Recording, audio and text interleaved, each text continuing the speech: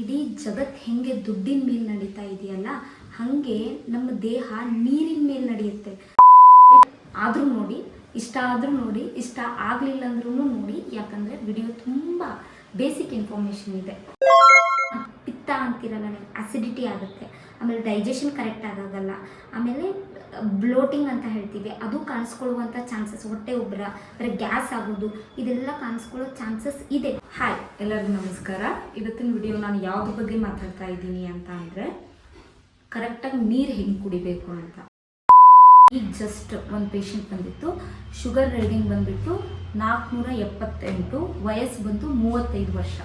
Okay, ನಾನು ಯಾಕೆ video ಮಾಡ್ತಾ ಇದ್ದೀನಿ ಅಂತಂದರೆ, ಈ ಹಣ್ಣು ತಿನ್ನಬೇಕು, ಆ ಹಣ್ಣು ತಿನ್ನಬೇಕು, ಈ ಥರ ಸೂಪರ್ ಫುಡ್ ತಿನ್ನಬೇಕು, ಆ ಫುಡ್ ತಿನ್ನಬೇಕು, ಅದು ತಿನ್ನಬೇಕು, ಎಲ್ಲರೂ ಹೇಳ್ತಾರೆ ಏನು ತಿನ್ನಬೇಕು ಅಂತ.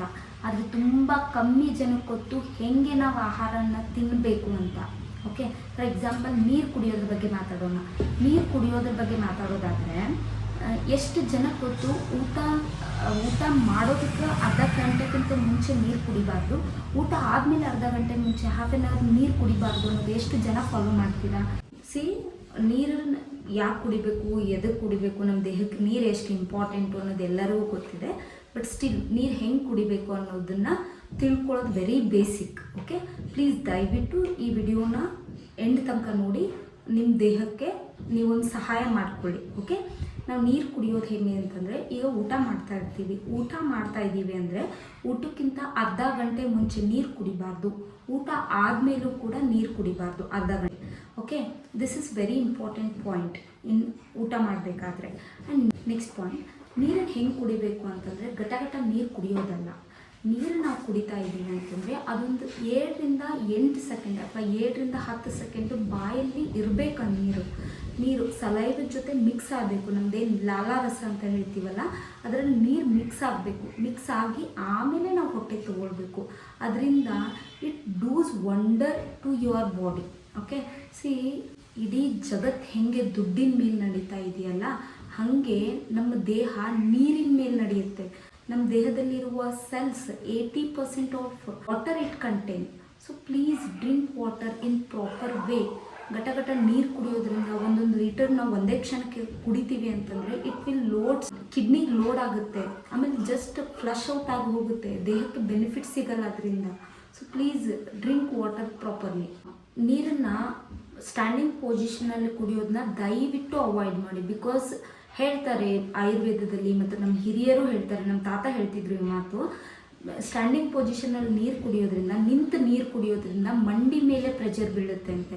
ದಯವಿಟ್ಟು ನೀರು ಕುಡಿತಾ ಇದ್ದೀರ ಅಂತಂದರೆ ಒಂದು ಪ್ಲೇಸ್ ನೋಡಿ, ಅಲ್ಲಿ ಒಂದು ಕುತ್ಕೊಂಡು ಒಂದು ಗ್ಲಾಸನ್ನು ನೀಟಾಗಿ ದೇಹಕ್ಕೆ ಹಾಕ್ಕೊಳ್ಳಿ, ನೀರನ್ನ ನೀಟಾಗಿ ಹಾಕ್ಕೊಳ್ಳಿ. ಅದು ಬಿಟ್ಟು ಘಟ ಕುಡಿಯೋದು, ಹರಿಬರಿಯಲ್ಲಿ ಕುಡಿಯೋದು, ಇದು ಹೆಲ್ಪ್ ಆಗೋದಕ್ಕಿಂತ ನಮಗೆ ಪ್ರಾಬ್ಲಮ್ ಮಾಡೋದೇ ಜಾಸ್ತಿ ಆಗುತ್ತೆ. ಸೊ ದಯವಿಟ್ಟು ನೀರನ್ನು ಪ್ರಾಪರಾಗಿ ಕುಡೀರಿ. Basic, water is very basic thing for our body. So ಅದನ್ನು ಕರೆಕ್ಟ್ ವೇಯಲ್ಲಿ ತೊಗೊಳ್ಳೋದು ಇಟ್ಸ್ ವೆರಿ ಇಂಪಾರ್ಟೆಂಟ್. ಓಕೆ, ಏನು ಮಾಡಬೇಕು, ನೀರನ್ನು ಬೆಳಗ್ಗೆ ಎದ್ದ ತಕ್ಷಣ ನೀರು ಕುಡಿಬೇಕು. ಯಾಕಂದರೆ ರಾತ್ರಿ ಎಲ್ಲ ಮಲ್ಕೊಂಡಿರ್ತೀರ, ಒಂದು ಹನಿ ನೀರಿರಲ್ಲ ರಾತ್ರಿ, ಮಧ್ಯೆ ನೀರು ಎದ್ದು ಯಾರೂ ನೀರು ಕುಡಿಯಲ್ಲ. ಓಕೆ, ಒಂದು 8 to 10 hours ನಮ್ಮ ಬಾಡಿಯಲ್ಲಿ ಒಂದು ಹನಿ ನೀರು ಹಾಕ್ಕೊಂಡಿರಲ್ಲ ನೀವು. ಸೊ ಬೆಳಿಗ್ಗೆ ಎದ್ದ ತಕ್ಷಣ ನೀರನ್ನು ಕುಡೀರಿ. ಟೀ ಕುಡಿಯೋ ಹ್ಯಾಬಿಟ್ಸ್ನ ಸ್ಕಿಪ್ ಮಾಡಿ 1ರಿಂದ 2 ಗ್ಲಾಸು ವಾರ್ಮ್ ವಾಟರ್, ಉಗುರು ಬೆಚ್ಚಗಿನ ನೀರು ಅಥವಾ ತಣ್ಣಗಿರೋ ನೀರನ್ನು ಕುಡೀರಿ. ಇದರಿಂದ ದೇಹದಲ್ಲಿ ಎನರ್ಜಿ ರಿಲೀಸ್ ಆಗುತ್ತೆ, ಆಮೇಲೆ ನಿಮ್ಮ ದೇಹದಲ್ಲಿರುವ ಟಾಕ್ಸಿನ್ಸ್ನ ಫ್ಲಶ್ ಔಟ್ ಮಾಡುತ್ತೆ.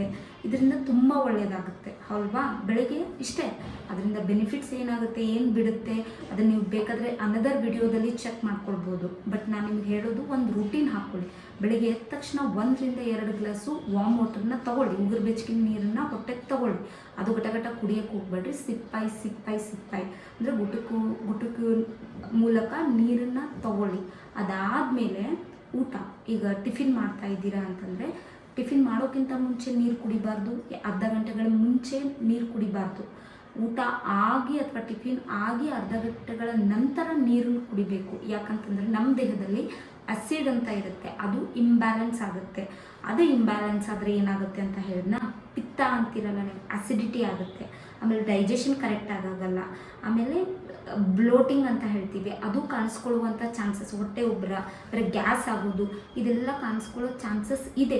ಸೊ ಊಟಕ್ಕಿಂತ ಅರ್ಧ ಗಂಟೆಗಳ ಕಾಲ ಮುಂಚೆ ನೀರು ಕುಡಿಬಾರ್ದು, ಊಟ ಆಗಿ ಅರ್ಧ ಗಂಟೆಗಳ ನಂತರ ನೀರು ಕುಡಿಬಹುದು. ಅಂದರೆ ಅರ್ಧ ಗಂಟೆ ಎರಡಕ್ಕೂ ಗ್ಯಾಪ್ ಕೊಡಿ, ಊಟದ ಮುಂಚೆ ಊಟದ ನಂತರ ನೀರು ಕುಡಿಯೋಕ್ಕೆ, ಆಯಿತಾ.